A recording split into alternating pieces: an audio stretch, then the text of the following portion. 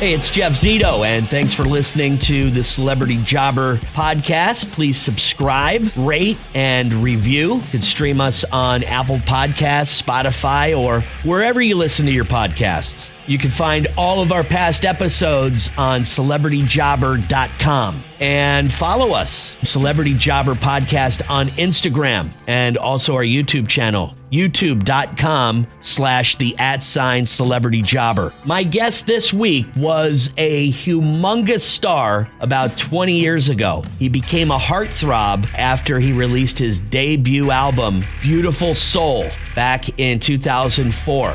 I mean, he was all over TV like the Disney Channel and Nickelodeon. But before his music, you might have been familiar with Jesse Mcartney playing the role of J.R. Chandler in the daytime soap opera All My Children. So how did Jesse get into the business? Did he ever have a job outside of showbiz? What was his first job? And what does he consider his big break? Maybe the thing that happened that took him to superstar status. And maybe we'll find out about some other jobs and work that he does outside of acting and music. He's my guest this week, Jesse Mcartney, coming up here on Celebrity Jobber. The Celebrity Jobber Podcast with Jeff Zito. If you like what you hear, please subscribe. What if these celebrities weren't famous? What would they have become? What was their first job? We're about to find out. Hey, Jesse. Hey, Zito, how you doing, man? Good, man. How are you? Living the dream, baby. Oh, I can only imagine. Now I'm a little older than you, Jesse, so, I wasn't really your demographic when you were really hot, but I got to imagine those years, like 20 years ago. Tell me about those years. You were doing a lot of damage out there on the road, weren't you?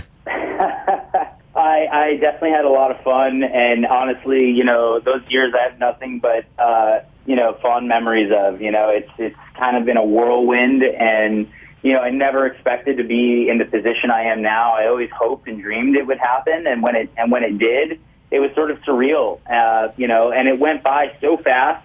Those years went by so fast, but, I look back on them now, and I'm just so grateful and have just such a great sense of gratitude for the opportunities I was given, and frankly, the fact that I can still do it, and the fans keep showing up year after year and come out to the tour and come see me play live. It's just a really great feeling. It's pretty cool because you do have a new tour, and we're going to talk about that coming up in a little bit, but take me back all the way. You're from New York State. You grew up there. Was it acting first, then music, or was it always both? It was actually the theater. So I started on Broadway. Both my mom and dad were theater rats in New York in the 70s and 80s. They did a lot of Broadway and off-Broadway productions, and I was sort of raised in this musical, theatrical family. And when I was a kid, my mom took me down to the city. I grew up in Westchester County, just outside of Manhattan, and she took me down, and I auditioned for a show called The King and I, which is a classic Rodgers and Hammerstein show, and I booked my first job as a 9-year-old kid touring. I did the national tour of The King and I for about 6 months around the U.S., and that's kind of how I cut my teeth, was on stage in the theater, and then it slowly sort of progressed and snowballed into different things. I did a lot of daytime television as a kid, and obviously music then took hold, but I grew up on stage, and that was sort of my first love. So was that your first job, Jesse, the King and I? Was there another job that you had before that, maybe a regular job, or that was your actual first paying gig? That was my first paying gig. I did a few community theater productions when I was 7 with my mom and dad on stage in this little sort of small Victorian-style theater in Irvington, New York, about 500 seats, and we did it as a family. It was like a family affair. And I did that for a couple of years, and someone came to the show and said, hey, I think your kid's got something. Bring him down to Broadway and see if he can try his hand. So it started with, as a family event, and then it went on from there. But yeah, it's been a wild ride. So after all these years, have you ever had any job outside of show business? Have you ever had like a regular job? Were you ever a waiter? Were you ever anything other than in show business? No, to To be honest with you, I've never had another paying job outside of the entertainment industry. I was very blessed and fortunate that way that, I just kind of started young and kept it rolling, but it doesn't mean I didn't have parents to check me and keep me in line, let me tell you. Well, I'm sure they did, because I never really read anything about you ever getting into any trouble, which is, something that a kid, when you were, 16 to, 20 years old, you should have been getting into trouble. Everybody else got into trouble. Your trouble should have been amplified by the press. But I never remember hearing about you getting into any trouble. So mom and dad must have kept you in check. Yeah, I attribute that to just a great family and really solid friends. And honestly, my team. I've had pretty much the same team since I was 15, 16. Same manager, a lot of the same agents, and a lot of the same people to sort of be my guardrails and keep me in line and tell me no when I needed to hear it. And it's the most invaluable thing in my career. What do you think, Jesse? Can you think about what your big break was? Was there something? I mean, because look, you've done so much: the theater, you're singing, the albums, the tours, and of course the TV stuff, the daytime TV stuff. What do you think your big break was? Do you have one? Was there a series of things that happened to where, hey, I'm Jesse Mcartney, boom, overnight? What do you think that was? Yeah, there's a couple things. Obviously, Beautiful Soul was the thing that sort of launched me into a different stratosphere of fame, and that was sort of the big moment. But there were a lot of things prior to that kind of got the ball rolling. I think my time on All My Children as a daytime soap opera actor for a couple of years sort of put my name in the hat, and people started paying attention a little bit. I was nominated for a daytime Emmy Award when I was, I think, 11 years old. And I think people then started taking notice. A lot of casting directors, a lot of people in the industry started looking at me.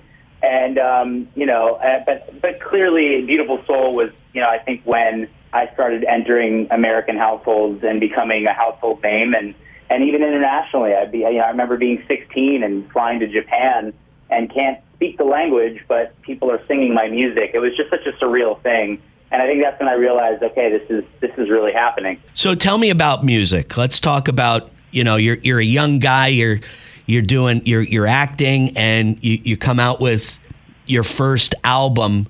What were you always playing around with music at the time? When did you start, kind of getting into music and saying let's give this a shot? How old were you? I think I was, it started, I had an opportunity. I was in a very short-lived boy band called Dream Street in 2000, I think it was. I was, the tender age of 12, 13 years old, and I was cast from this big, sort of cattle call of young boys that came in and auditioned for this boy band, and was cast as one of the 5 members, and we got signed to a deal with Atlantic Records. And that was sort of the beginning of it. But at the time, I hadn't really been doing any songwriting. I was just sort of performing the songs we were given. And then after the group sort of dismembered and we sort of fell apart, we went our separate ways. That's when I started taking an interest in music, as a solo act. And to be honest with you, at the time, I still wasn't writing. I found Beautiful Soul, believe it or not, on Taxi, which is a publishing house, a publishing service. Oh, wow. Out of thousands and thousands of songs, we found that song, and we were like, this is pretty good. Let's record this. And I put together a little EP with my manager at the time, and still my manager, recorded it at her house, and the song sort of organically took off on Disney Radio. And then from there, I flew to LA and got signed to a major record deal. But, it wasn't until actually making the first album that I really started investing my time and my energy into songwriting. And I wrote a few songs on that first Beautiful Soul album. And then from that point on, I wrote everything, whether I co-wrote or wrote it myself. So it took a lot of years and a lot of time, but I just really fell in love with pop music. And as a kid, I grew up listening to pop, from Michael Jackson to Prince. And then in my generation, Craig David and Daniel Bedingfield and, where Robin Thicke, were some of like huge vocal heroes for me. And I just tried to emulate what they did, to be honest with you. And that was my journey. And I'm still working at it. This new EP, All's Well, that's coming out on the 5th, is, I think, some of my best songwriting. I think it's, we spent a lot of time tracking. We did everything live in the studio, which is something I haven't done in years, where we tracked all the rhythm section, live horns, live strings. And it was just really refreshing, and I think it's some of my best pop music. And Jesse, a new tour, by the way, JesseMcCartney.com. You can see where Jesse is coming near you. Near me, you're going to be in Tampa a little bit later this month. A lot of people always talk about the music business, how grueling it is, what a tough business it is. How do you feel about the music business, and how do you think it's changed between now and when you first got into it? Yeah, I mean, it is a grueling business. I think it's super challenging, and you see a lot of failure before you see any success, and even then, rarely do you see some success. And I think you really have to love it to put up with it. You have to have a thick skin, and you have to be able to hear, like, this isn't working, or that's not going to work. But as far as the evolution of the industry, things are radically different now because of social media. And in many ways, it's great, because young people now that are in the middle of nowhere in the United States, that are in their bedroom, can literally pick up their phone, play the guitar, and get discovered, which is not something that you were able to do when I was a kid. You had to get lucky, and I think now the tools are available to young people to be able to perform their talents, and if it is good enough, someone's going to recognize it, and I think that's really special. But yeah, I mean, I think the hardest thing for me is getting comfortable sharing so much. I think social media has changed that, where people are more as interested in your songs as they are, what you had for lunch. And so that was sort of a leap for me, is like, getting used to sharing more. But, it only helps, and it certainly helps with marketing music in a big way. And then you get these people too, Jesse, that's like, you share something and, you suck, this sucks, this is terrible. Like, you have that group of people that it doesn't matter what it is. It could be the greatest song ever recorded. That's hard too, to hear that kind of stuff. Oh, well, there's always going to be haters, but ultimately, if it is good, the right people will take notice, and you will get discovered. But, my biggest thing I tell young people now when I give any advice is just to always, work on your craft and work on your musical talent and your abilities, and sharpen your pencils, because you never know what the next big app is going to be, whether it's TikTok this year, Instagram last year. Those things could collapse, and you have to have something real to fall back on other than just posting videos. So it's important to get really good at whatever your creative outlet is. After this tour wraps up, maybe you're taking a little bit of a break. You have any aspirations of acting some more or doing something else? 100%. Acting's still a huge part of my life and my career, and I do a lot of voiceover work, especially. I'm constantly working in the voiceover world when I'm back home in LA, in between tours and in between albums. But I think one of the things I'm really excited about, my wife and I are pretty great at writing sketch comedy. My wife's a wonderful comedy writer, and so the two of us just geek out and have so much fun sitting literally in our kitchen writing stuff and then posting it to social media. So we're trying to nurture that a little bit and really come up with something great. I think ideally we'd love to have a little production company where we start doing sketch comedy or some sort of, either YouTube-based or TV-based comedy show. That's something I really want to focus on, I think, maybe after this album. Great stuff. JesseMcCartney.com. Again, you can find out where he's coming to me in Tampa, the Ritz Theater in Ybor City. I saw the Foo Fighters there in 1994. Oh, nice. How about that? That was a long time ago. Wow. And real quick, you said you were a big fan of Prince. What's your favorite Prince album? Oh, man. Purple Rain, probably? Yeah. Yeah, probably one of mine, too. I still like 1999. I like Dirty Mind. I like Graffiti Bridge. I like Sign of the Times. I'm a huge Prince fan, so glad to know you are, too. One of the greatest of all time. It's so sad that he's no longer with us. It is a shame, man. But Jesse, all the best to you, man. Great talking to you. You gave me some great stuff, man. Good luck. All right, Zito. Thanks so much, man. Take care. Again, I remember this guy back about 20 years ago. He was a heartthrob. He was like on the cover of all those teen magazines, and he was dating all of the, A-list Hollywood girls, the, Hillary Duffs, and you know what I mean? So he was humongous right around that time. And he was only, 16 years old. What a wild ride that had to be for Jesse Mcartney. And before music, though, he's an actor. He started in the theater, like he told us. His mom and dad were kind of in that business. They were in the theater, so he was kind of born into show business and acting. And he said he started working. He had a couple of gigs, like when he was 7 with the theater. But his very first paying gig was The King and I. Went on a national tour, and he was 9 years old. That was his very first job. Never had a regular job. Didn't babysit or was a waiter or worked at a golf course. Showbiz. It's where he has made all his money all his life. 36 years old now. Very successful, going back out on the road. New album.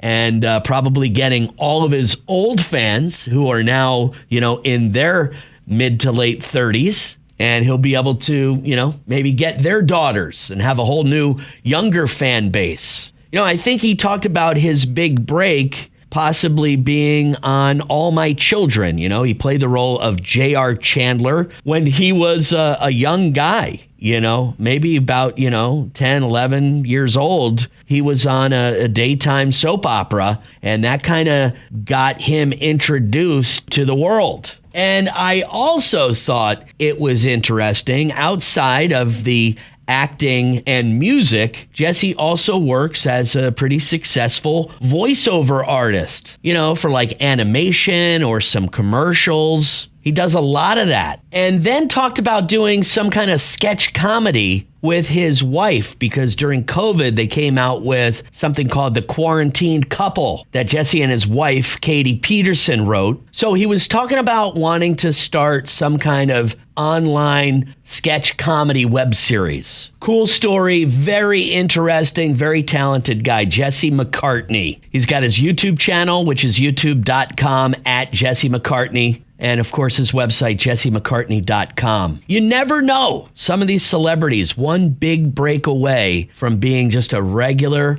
ordinary guy like you and I. This guy had a little talent, though. Okay, he had a lot of talent. And his boyish good looks didn't hurt him either. There's a lot of interesting stories out there. You can check out past episodes on celebrityjobber.com. And our YouTube channel, which is youtube.com/celebrityjobber. Again, I would appreciate subscribing, would love a 5-star rating, and leave a review. You can stream us on Apple Podcasts, Spotify, or wherever you listen to your podcasts. Thanks for listening to the Celebrity Jobber podcast. Until next week, I'm Jeff Zito.